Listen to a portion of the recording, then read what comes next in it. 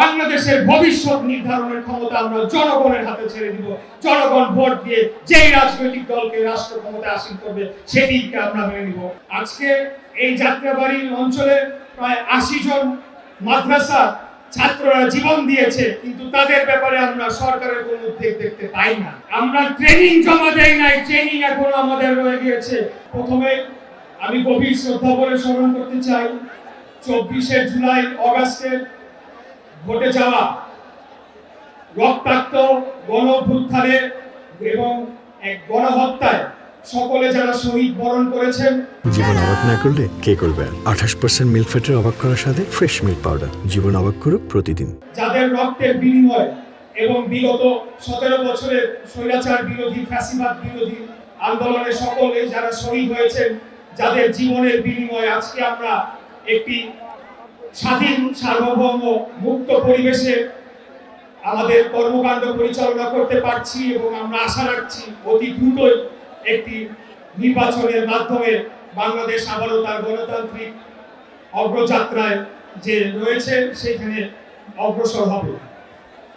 আমি প্রথমে বলতে চাই, আজকের এই জনসভাটি অনুষ্ঠিত হচ্ছে একটি অত্যন্ত কৌশলগত গুরুত্বপূর্ণ স্থানে, ঢাকার প্রবেশদ্বার হিসেবে খ্যাত বাংলাদেশের দক্ষিণ এবং পূর্বাঞ্চলের সাথে ঢাকার যে প্রবেশদ্বার সেই যাত্রাবাড়িতে। এই যাত্রাবাড়ি অঞ্চলে দুর্বার আন্দোলন গড়ে তোলা হয়েছিল, যার পরিপ্রেক্ষিতে খুনি স্বৈরাচারী ফ্যাসিস্ট হাসিনা বাংলাদেশ ছেড়ে পালাতে বাধ্য হয়েছে।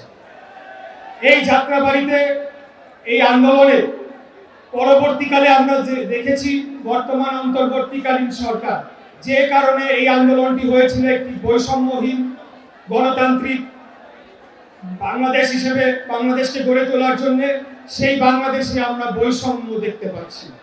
আজকে এই যাত্রাবাড়ি অঞ্চলে প্রায় 80 জন মাদ্রাসা ছাত্ররা জীবন দিয়েছে, কিন্তু তাদের ব্যাপারে আমরা সরকারের কোনো উদ্যোগ দেখতে পাই না।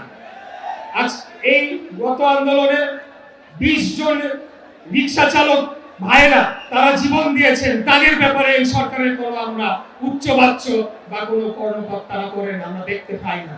অন্তত 6 জন শিশু নিহত হয়েছেন, যাদের ব্যাপারে আমরা এই সরকারের কোনো তারা কর্ণপাত করবে সেটি আমরা দেখতে পাই না। আজকে যে 25 থেকে 30 হাজার যারা আহত হয়েছেন, যারা পঙ্গুত্ব বরণ করেছেন, যাদের অঙ্গহানি হয়েছে, তাদের ব্যাপারে তাদের সুচিকিৎসার ব্যাপারে সরকারের আমরা খুব একটা মনোযোগ দেখতে পাই না। তাই আমরা আপনাদের মাধ্যমে সরকারের উদ্দেশ্যে বলতে চাই, যেটি অতীতে শহীদুল ইসলাম বাবুল বলে গিয়েছেন, আমরা ট্রেনিং জমা দেই নাই, ট্রেনিং এখনো আমাদের রয়ে গিয়েছে। আমাদের যুব দলের সভাপতি আব্দুল মোনায়েম মুন্না বলে দিয়েছেন, আমরা রাজনীতির মাঠ কাউকে ইজারা দেই নাই। অতএব আজকে বর্তমান সরকার এবং তাদের যে পোষ্য নতুন রাজনৈতিক দল তৈরি হয়েছে, তাদের উদ্দেশ্যে বলবো যে আপনারা হিংসা, বিদ্বেষ এবং একটি অপরাজনীতির চর্চা থেকে বেরিয়ে যে নতুন রাজনীতি এবং নতুন যে বাংলাদেশ গড়ার যে স্বপ্ন দেখাচ্ছেন, আপনারা সেই দিকে মনোযোগী হন। আপনারা ভিন্ন দলের সিনিয়র নেতৃবৃন্দদের প্রতি কটূক্তি করা বন্ধ করেন। এটার জন্য ছাত্র জনতা জীবন দিয়ে বাংলাদেশকে মুক্ত করে নাই। সর্বশেষ আপনাদের উদ্দেশ্যে যেটি বলবো, প্রিয় ভাইরা, এই